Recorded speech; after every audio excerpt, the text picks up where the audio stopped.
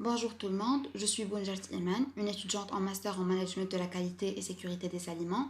Et aujourd'hui, je vais vous parler du CMMI ou bien ce qu'on appelle le Capability Maturity Model Integration. En général, les efforts d'amélioration des processus sont lancés pour de nombreuses raisons. Traditionnellement, l'objectif essentiel est d'améliorer l'efficacité et la productivité, ce qui permettra à une organisation de produire les mêmes produits avec un minimum d'efforts.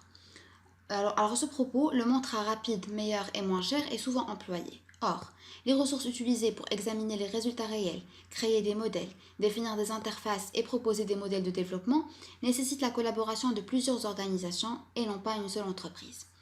Alors, les normes internationales et les normes de facto telles que le CMMI ont été élaborées et optimisées pour être largement applicables par toutes les organisations qui souhaitent adopter un guide de mise en œuvre qui répondra aux besoins, priorités et contraintes de son environnement. Alors, c'est quoi le CMMI? Le CMMI est un ensemble de bonnes pratiques qui sont relatives aux activités de développement, de maintenance et qui sont appliquées aux produits et aux services. C'est un modèle qui se base sur un mode itératif qui vise à l'amélioration permanente, un ensemble de bonnes pratiques à mettre en œuvre sur un projet et aussi un modèle adaptable aux différentes organisations ou différentes typologies de projets.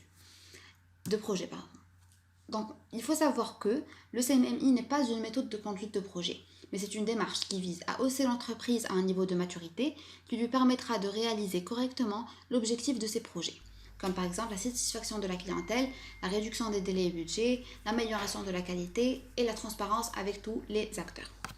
Maintenant, pourquoi le CMMI?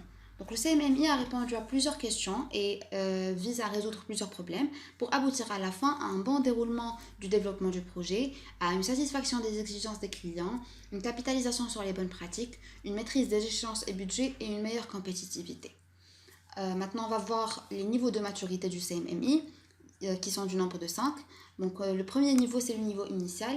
Ici, la réussite des projets dépend du savoir-faire de quelques personnes clés dans l'organisation.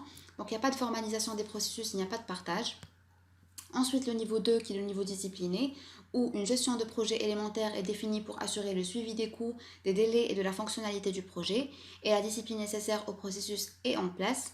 Le niveau 3, où la cible est l'équipe de projet et le management, donc c'est le niveau ajusté, où il y a une capitalisation, une réutilisation et prévention. Le niveau 4, c'est le niveau géré quantitativement, la cible est le management de projet et il vise à mesurer la performance des processus. Et enfin, le niveau 5, qui est le niveau en optimisation, c'est un niveau où le processus de développement de l'organisation fonctionne de façon systématique, qui donnant la possibilité de se concentrer sur son amélioration permanente.